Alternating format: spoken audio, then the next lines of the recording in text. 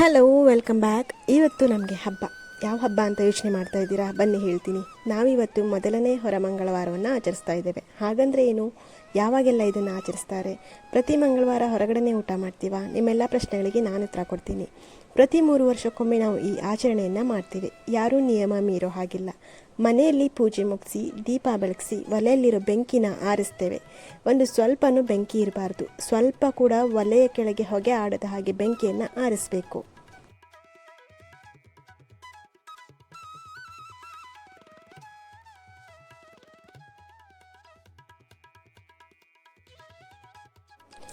ಮನೆಯ ಕಿಟಕಿಗಳನ್ನು ಬಾಗಿಲುಗಳನ್ನು ಮುಚ್ಚಿ ಮನೆಗೆ ಬೀಗ ಹಾಕ್ತೇವೆ. ಮನೆ ಮುಂದೆ ರಂಗೋಲಿ ಹಾಕಿ ಅರಿಶಿಣ ಕುಂಕುಮ ಇಡ್ತೇವೆ. ಯಾಕೆಂದರೆ ಇವತ್ತು ನಮ್ಮ ಗ್ರಾಮ ದೇವತೆಯರು ಪ್ರತಿ ಮನೆಗೆ ಭೇಟಿ ಕೊಡುವಂಥ ಸುದಿನ.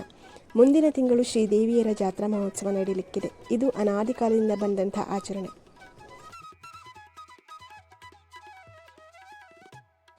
ನಾವು ಕೂಡ ಎಲ್ಲ ಸಾಮಗ್ರಿಗಳನ್ನು ಕಟ್ಕೊಂಡು ಹೊರಟ್ವಿ.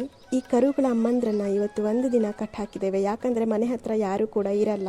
ಹಾಗಾಗಿ ಅವರಿಗೂ ಕೂಡ ಹುಲ್ಲು ನೀರು ಎಲ್ಲ ಕೊಟ್ಟು ಅವರು ಊಟದ ವ್ಯವಸ್ಥೆನ ಮಾಡಿ ಹೋಗ್ತಾ ಇದ್ದೇವೆ. ಇವತ್ತು ನಾವು ಹೋಗ್ತಾ ಇರೋದು ನಮ್ಮ ಹೊಲಕ್ಕೆ. ಹೊಲ ಗದ್ದೆ ತೋಟ ಎಲ್ಲ ಇದ್ದವರು ಅವರವರ ಜಾಗಗಳಲ್ಲೇ ಈ ಆಚರಣೆಯನ್ನು ಮಾಡ್ಕೋತಾರೆ. ಹೀಗೆ 3 ಹೊರಮಂಗಳವಾರವನ್ನು ಮಾಡ್ತೇವೆ. ಹೋಗ್ತಾ ನಮ್ಮ ಪಕ್ಕದ ಮನೆಯವರು ಈ ಕಡಲೆ ಗಿಡಗಳನ್ನು ಕೊಟ್ಟರು. ಅವರು ಕೂಡ ಇವತ್ತು ಅವ್ರ ತೋಟದಲ್ಲೇ ಮಾಡ್ತಾ ಇದ್ದಾರೆ. ಹೀಗೆ ಪ್ರತಿ ಮನೆಯವರು ಕೂಡ ಮನೆಗಳಿಗೆ ಬೀಗ ಹಾಕಿ ಇವತ್ತಿನ ಒಂದು ದಿನ ಹೊರಗೆ ಊಟ ಮಾಡ್ತಾರೆ.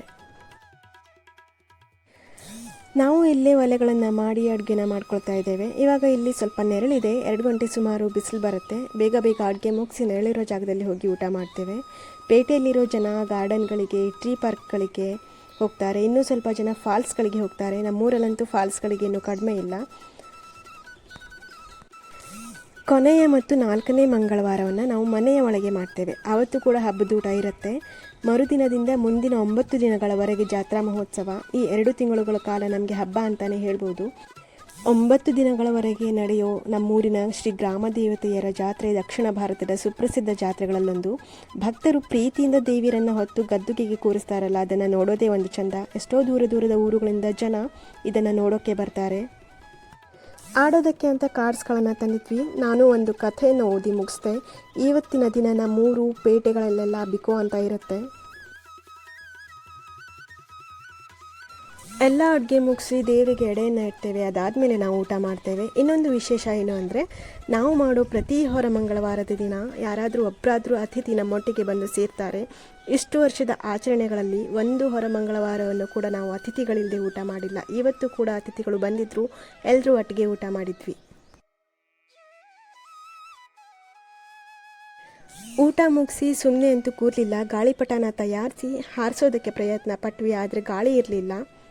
ನಮ್ಮನ್ನು ಸಂತೋಷ ಪಡಿಸೋದಕ್ಕೆ ಅಂತಲೇ ಗಾಳಿಪಟನೇ ಸ್ವಲ್ಪ ಹಾರಿ ತೋರಿಸ್ತು.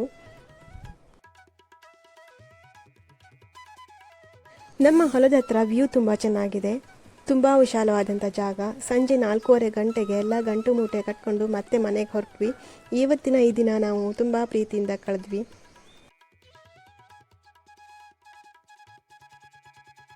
ಹಸು ಕರುಗಳೆಲ್ಲ ನಮ್ಮ ದಾರಿಯನ್ನೇ ಕಾಯ್ತಾ ಇದ್ವು. ಕೂತ್ಕೊಂಡವರೆಲ್ಲ ಒಮ್ಮೆ ಎದ್ದು ನಿಂತು ತಿನ್ನೋಕೇನಾದರೂ ಕೊಡಿ ಅಂತ ಕೇಳ್ದ ಹಾಗೆ ಇತ್ತು. ಇವುಗಳನ್ನು ನಾವು ಹೀಗೆ ಬಿಟ್ಟಿರೋದು ತುಂಬ ಕಡಿಮೆ. ಅವುಗಳಿಗೂ ಗೊಂದಲ ಆಗಿರುತ್ತೆ ನಾವು ಎಲ್ಲಿಗೆ ಹೋಗಿದ್ವಿ ಅಂತ.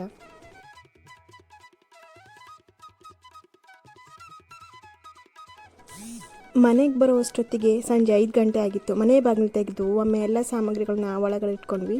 ಹಾಗೆ ಮನೆಗೆ ಬಂದ ಮೇಲೆ ಇನ್ನೊಂದು ಆಚರಣೆ ಇದೆ. ಏನು ಅಂದರೆ ಮನೆಯನ್ನು ಶುದ್ಧಗೊಳಿಸೋದು. ಸಗಣಿ ನೀರನ್ನು ಹಾಕಿ ಪೂರ್ತಿ ಮನೆಯನ್ನು ಶುಚಿಗೊಳಿಸ್ತೇವೆ.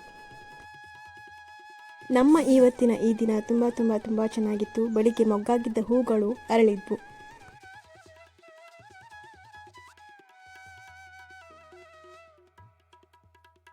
ನಿಮಗೆ ಈ ವಿಡಿಯೋ ಇಷ್ಟ ಆಗಿದೆ ಅಂತ ಅಂದ್ಕೊಂಡಿದ್ದೀನಿ. ಮತ್ತಷ್ಟು ಈ ಗ್ರಾಮ ದೇವತೆಯರ ಬಗ್ಗೆ, ಅವರ ಇತಿಹಾಸದ ಬಗ್ಗೆ ಕೇಳುವಂಥ ಆಸಕ್ತಿ ಇದ್ದರೆ ಕಮೆಂಟಲ್ಲಿ ತಿಳಿಸಿ. ಮತ್ತೆ ಸಿಗ್ತೀನಿ. Boy and take care.